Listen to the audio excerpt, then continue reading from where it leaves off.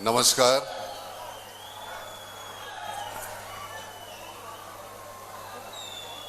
मुश्रीफ साहेब, सगळे डायलॉग आमचे तुम्ही बोलले, आता आम्ही काय बोलायचं? धैर्यशील मालोजीराव, सगळेच आदरणीय वडीलधारी मंडळी, सगळ्यांना नमस्कार. आया बहिणींनो, नमस्कार तुम्हाला. आज पुतळ्यांचं नाही आहे, विचारांचं अनावरण झालेलं आहे, एवढं लक्षात ठेवा. आपण एकदा पुतळे उभे केले की त्याच्यानंतर आपली जबाबदारी संपत नाही, आपली जबाबदारी सुरू होते, हे लक्षात ठेवा. बाबासाहेब आंबेडकरांचा पुतळा उभा करणं हे सोपं नाही आहे, पण सतत त्यांना बघून त्यांच्या विचारावर चालणं हे अतिशय कठीण आहे, लक्षात ठेवा. जर का तुमच्यामध्ये ती शामत असेल तरच त्या पुतळ्याकडे पहा, तरच ज्योतिबांच्या पुतळ्याकडे पहा, तरच अण्णासाहेबांच्या पुतळ्याकडे पहा. बसवेश्वर 12व्या शतकामध्ये या माणसाने आंतरजातीय विवाह घडून आणला. मागास जातीचा एक मुलगा आणि ब्राह्मण जातीची मुलगी यांचा विवाह करून आणला. 12व्या शतकामध्ये, 900 वर्ष झाली त्याला. अशी क्रांतिकारी माणसं, त्यांचे पुतळे आहेत. आपलं अख्खं आयुष्य केवळ दलितांसाठी बाबासाहेबांनी केलेलं नाही आहे. बाबासाहेबांचं आयुष्य हे सगळ्यांसाठी त्यांनी वेचलेलं आहे. सगळी मंडळी ही 60मध्ये गेलेली आहेत. आमचे महाराज 48व्या वर्षी गेलेले आहेत. पण त्या एवढ्याशा कालावधीमध्ये त्यांनी काय काय करून ठेवले.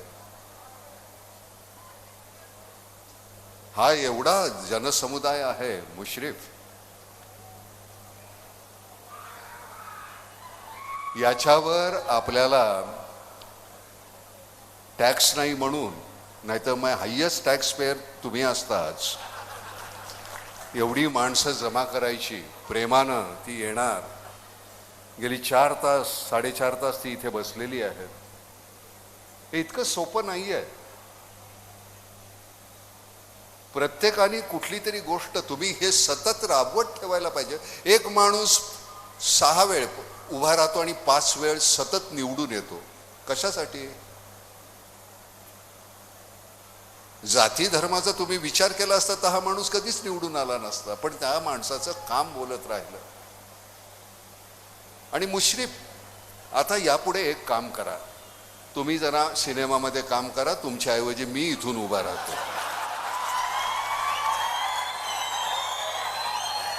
कारण इतकी सुंदर डायलॉग बाजी मला जमणार नाही याच्या पुढं. थोडंसं वजन वाढून मला जमलं तर मी इथं उभा राहतो आणि तुमच्या पुण्याईवर मी पुन्हा निवडून येतो. त्याची काळजी करू नका, मी निवडून येईन. फक्त तुम्ही एक म्हणायचं, त्याला निवडून द्या. केवळ युती आघाडी आहे म्हणून नाही, पण सगळ्या पक्षाची मंडळी इथं आहे. सरतेशेवटी आम्हाला ह्या तुमच्यासाठी काम करायचं आहे. तुम्ही आम्हाला काहीतरी दिलं, मला काही देणं घेणं नाही तुम्ही कुठल्या पक्षाचे आहात.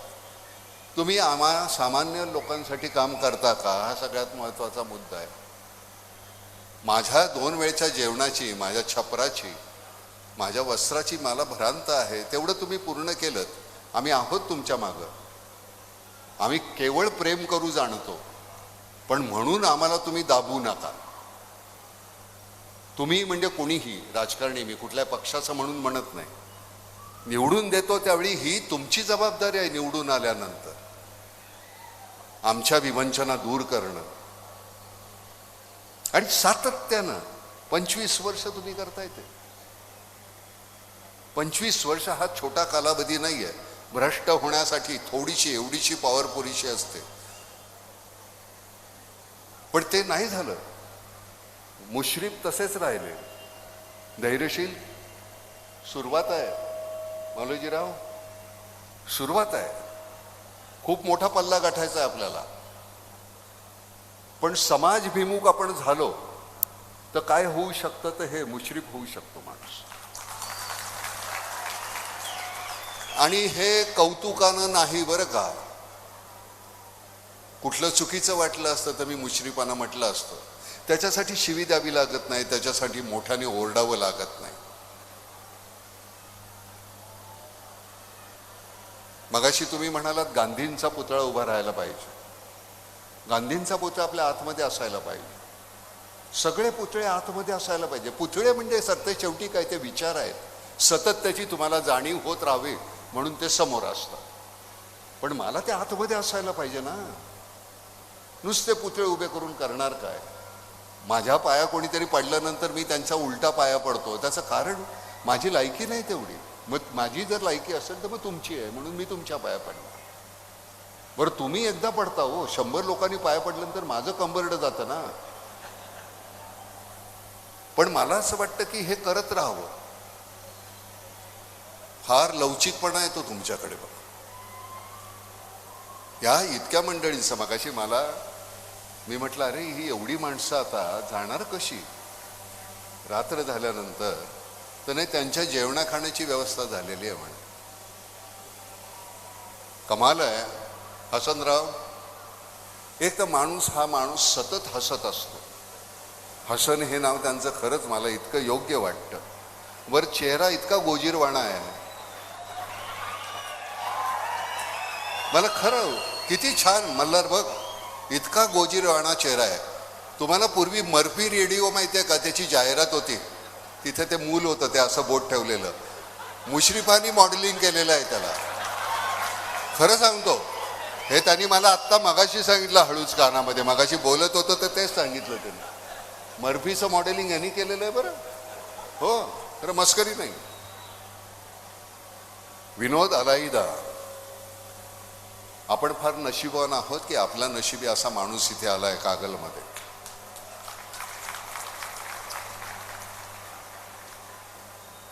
खात्रीनं मी सांगतो, पुढच्या निवडणुकीला मुश्रीफ निवडणुकीला उभे आहेत एवढं पुरेसं आहे. त्यांचा प्रचार करण्याची कधीच आयुष्यात गरज वाटणार नाही.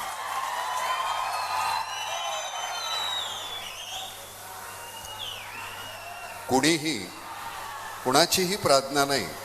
हसनराव, हे सातत्य तुम्ही जे टिकवलेलं आहे, कुणाचीही प्रार्थना नाही तुमच्या विरुद्ध जिंकण्याची. आणि तुम्ही हे असेच राहणार आहात.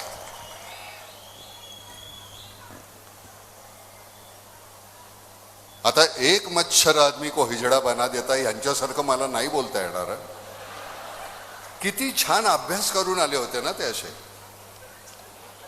आणि मग पुन्हा असं आणि आये मेरे मौत का तमाशा, सगळं छान असं लिहून आलं होतं. शाळेतला मुलगा असतो अतिशय प्रामाणिकपणे अभ्यास करणारा, तसा सगळा अभ्यास करून आले होते. नाही, माझी लोक बसलेली आहेत एवढी. मगाशी तुम्ही म्हणालात की मला अजितदादांकडे अमुक मागायचंय, तमुक मागायचंय. तुम्ही त्याचा उच्चार केलेला आहे आणि मी तुम्हाला खात्रीनं सांगतो, अजितदादा हे तुमच्यासाठी, कागलसाठी ते नक्की करतील, याची मला पूर्णपणे खात्री आहे. अजितदादा हा केवळ माझ्या इलाक्यासाठी काम करणारा, असा विचार घेऊन काम करणारा माणूस नाही आहे. इथे दुसरं तुम्हाला जे जे काय प्रति उभं करायचंय त्याच्यासाठी अजितदादा कायम असेल इथे, याची खात्री बाळगा. मी खात्री देतो तुम्हाला त्याची. मी इथं येण्याचं कारण म्हणजे मला त्यांनी विचारलं सुद्धा नाही मुश्रीफांनी की नाना तुम्ही याल का, हा दिवस आहे आणि मी तुमचं नाव घालतोय. मी म्हटलं बरं. आज आमचा अशोक सराफ आहे, त्याचा 75वा वाढदिवस आहे. अशोक सराफ म्हणजे मी आज तिथे असायला पाहिजे होतं. या माणसानी माझ्या पडत्या काळामध्ये, माझ्या अतिशय सुरुवातीच्या काळामध्ये, म्हणजे त्याला 250 रुपये एकाच नाटकाचे मिळायचे प्रयोगाचे आणि मला 50 रुपये मिळायचे. आणि नाटकाचे प्रयोग झाल्यानंतर थोडा वेळ असायचा आमच्याकडे, थोडा म्हणजे भरपूरच वेळ असायचा. मग पत्ते खेळा, कुचाळक्या करा. पत्ते खेळत असताना तो माझ्याबरोबर 5-10 रुपये हरायचा मुद्दाम, का तर मला कमी पैसे मिळतात आणि ते पैसे मला मिळावे. मी त्याचे हात पाय डोक्याला तेल लावून दे, पायचेप, त्याचे मला तो 5 रुपये द्यायचा. या माणसाने मला खूप सांभाळलं. अशोक सराफ, विक्रम गोखले, आमच्या इंडस्ट्रीमध्ये सगळ्यामध्ये धैर्यशील. आमच्या इथे जातपात धर्म नाही, ह्या 2 गोष्टी आहेत, राजकारण आणि सिने ही आमची. तिथे कोणीच जात नाही, तिथे हुनर बघतात. तसं राजकारणामध्ये सुद्धा फक्त तुमचा हुनर काय, तुम्ही आमच्यासाठी काय. बरं, तुम्हाला काय आम्ही गुळ खोबरं दिलेलं नाही ना राजकारणात. या तुम्ही स्वतःहून आलेले आहात. त्यामुळे आता ती तुमची जबाबदारी आहे की सगळं काम, तुमचं सगळं आयुष्य हे आमच्यासाठी समर्पित करायचं, आणि ते तुम्ही केलेलं आहे. मुश्रीफ साहेब, मी तुमचा अतिशय आभारी आहे. एरवी मी तुमचा उल्लेख एकेरी करतो, आपण दोघं एकत्र असताना, पण इथे मला साहेब बोलल्याशिवाय मला राहवत नाही. त्याचं कारण हा साहेब हा शब्द तुमच्या कामाला आहे. एरवी माझे मित्रच आहात तुम्ही, आणि ते तसेच राहाल. इतका समुदाय पाहिल्यानंतर तुम्हाला खरं सांगू का, मला भाषण करण्यापेक्षा मला नाटक करता आलं असतं ना इथे तुमच्यासमोर, त्यात जास्त मला आनंद झाला असता. म्हणजे इथं आखाड्यात यायचं आणि कुस्ती खेळायची नाही, तसं झालेलं आहे. खरं सांगतो, काय मजा. इतका मोठा 60, 70, 80 हजाराचा ऑडियन्स समोर आहे आणि इथे नाटक करतोय, आणि पिन ड्रॉप सायलेन्स. माझी खात्री आहे की तसं नाटक आम्ही जर करत असतो ते एक शब्द आला नसता समोर. इतकं अप्रतिम पद्धतीनं नाटक करणारी मंडळी होती आमच्याबरोबर. चंद्रकांत गोखले होते, रीमा लागू होती, उषा नाडकर्णी होती. इतकं छान. कागलमध्ये एक मोठं असं थिएटर आहे की नाही मला माहिती नाही, पण जर नसेल तर तेवढं बांधून द्या की मग नाटक करायला येतो. आणि खरं सांगतो, त्याच्यासारखा आनंद नाही आहे. इथे आल्यानंतर आम्ही राजे असतो असे छानपैकी मस्त, कोणाची काही आम्हाला काही देणं घेणं नसतं. नंतर वस्त्र उतरल्यानंतर आमच्याकडे कदाचित काहीतरी विवंचना असेल, पण ती विवंचना नंतर त्या 21 तासाची 3 तास आम्ही राजे असतो इथे. आणि त्या राजा असण्यातला आनंद कमालीचा आहे. तुम्ही 5 वर्षासाठी नाही, तुम्ही राजे कधीच नव्हता. तुम्ही ह्या प्रजेचे सेवक म्हणून काम करता, त्यामुळे तुम्ही मोठे राहता. आम्हाला राजे, सेवक, नोकर प्रत्येक भूमिकेतून जाता येतं, पण तुम्ही कायम ती सेवकाची जी भूमिका स्वीकारलेली आहे त्याच्यासाठी मुश्रीफ नाईलाज आहे माझा, तुम्हाला नमस्कार करावा लागतोय. एरवी असं मला कोणाच्याबद्दल फारसं चांगलं बोलता येत नाही, कारण चांगलं फारसं बोलण्यासारखी माणसं फार कमी झालेली आहेत, त्यामुळे तो नाईलाजच आहे. पण असो, आज तुम्ही इथे बोलवलंय त्याच्याबद्दल मी खरंच तुमचा अतिशय आभारी आहे. कारण इतक्या मोठ्या अजितदादा असते तर फार जास्त मजा आली असते. त्यांची एक बोलण्याची राटणी आहे, ज्या पद्धतीनं आता परामर्श घेतात एखाद्या गोष्टीचा, एखाद्या गोष्टीबद्दल ते भाष्य करतात. आता पूर्वीचे दादा आणि आताचे दादा यांच्यामध्ये जमीन आसमानाचा फरक झाला आहे बरं का. दादा आता ज्यावेळी बोलतात त्यावेळी प्रत्येक शब्द विचार करून अगदी कसा वापरायचा, कसं बोलायचं, समोरच्याला कसं झाडायचं, आणि ते शांतपणे कुठलाही त्रागा न करता. तर मला असं वाटतं की ही फार मोठी अचिव्हमेंट आहे दादांच्या आयुष्यातली. आणि काम सकाळी उठल्यापासून ते रात्री झोपेपर्यंत, पण सकाळीच होते. आणि सकाळी म्हणजे सकाळी 5:30ला 5ला उठून या माणसाचं काम जे सुरू होतं त्याबद्दल धन्यवाद अजितदादा. आम्ही अतिशय मनापासून तुम्हाला नमस्कार करतो त्याबद्दल. आपण इथे सगळे आलेले आहात. आता तुमच्याकडे वळून बोलायचं झालं तर मग इथला आवाज बंद होईल, पण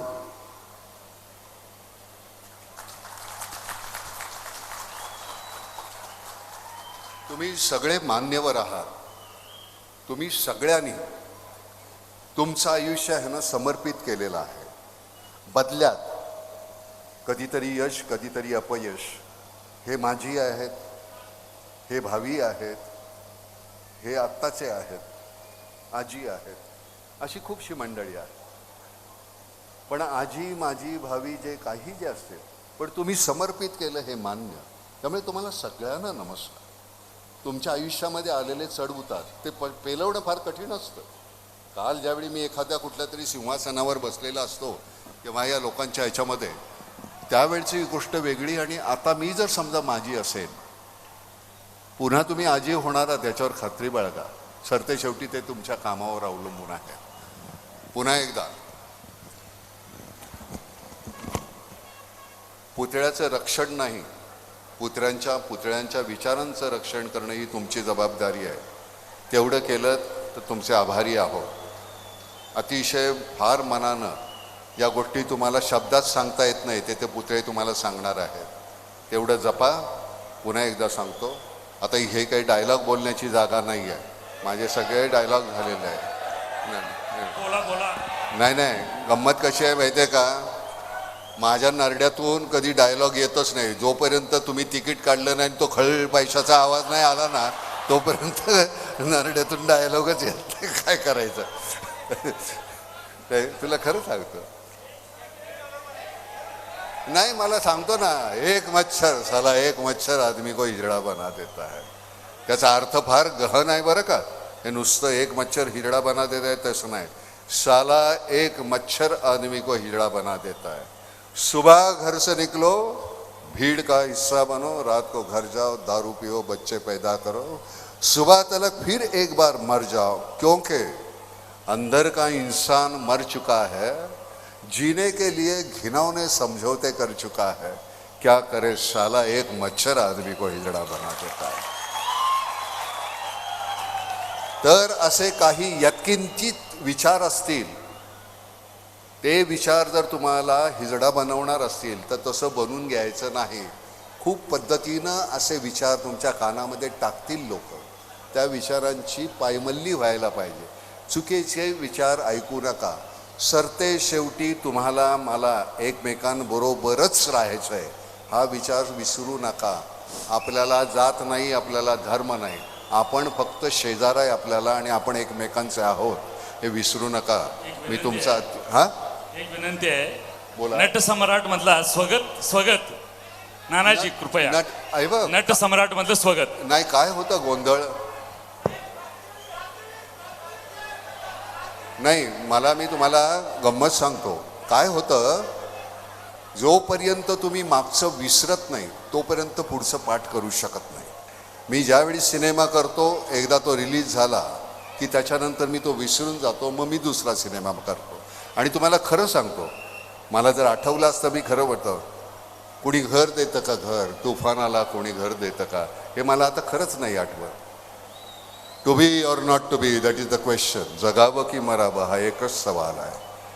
या दुनियेच्या उकिरड्यावर खरकट्या पत्रावळीचा हिस्सा होऊन जगावं, बेशरम लाचार आनंदानं, की फेकून द्यावं या देहाचं लखतर त्यात गुरफटल्या जाडेवेनं.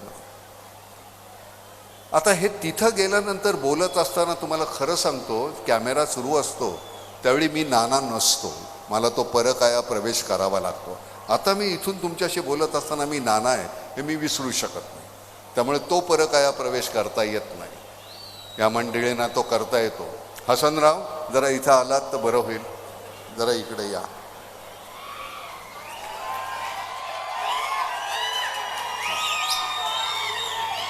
जरा माझं नटसम्राट मधलं एक स्वगत बोला बघू. मला नाही, मी इथे एवढ्यासाठी बोलवलं की मी तुमचा अतिशय आभारी आहे. मी या जनतेच्या वतीनं मी तुम्हाला नमस्कार करू इच्छितो की आम्ही तुमचे उपकृत आहोत. तुम्ही खूप आमच्यावर उपकार केलेत. असंच सातत्यानं आमच्यासाठी काम करत राहा. पुन्हा एकदा धन्यवाद. जय हिंद, जय महाराष्ट्र. सावकाश जा, चेंगराचेंगरी करू नका. सावकाश जा बाहेर, अगदी हळू जा. पोलिसांनी त्यांना लोटून रेटारेटी करू नका, आधी सांगून ठेवतोय. धन्यवाद नाना. आपल्या साधेपणात दिव्यत्वाचा अनुभव आला. आपल्या समाज कार्याला सलाम. आता तुम्हाला मी इथं नाना पाटेकर आले आणि बाकीची सगळी मंडळी आली, त्यावेळेला मी संयोजक म्हणून आभार मानतो. यापुढं दुसऱ्या वेगळ्या पद्धतीनं आभार मानले जाणार नाहीत. जे ज्या कोणी इथं या कार्यक्रमासाठी त्यांनी मदत केली त्या सगळ्यांचा मी आभारी आहे. मी हसन मुश्रीफांचा हस्तक आहे, त्या म्हणून मी हे बोलत आहे. एबीपी माझा, उघडा डोळे बघा नीट.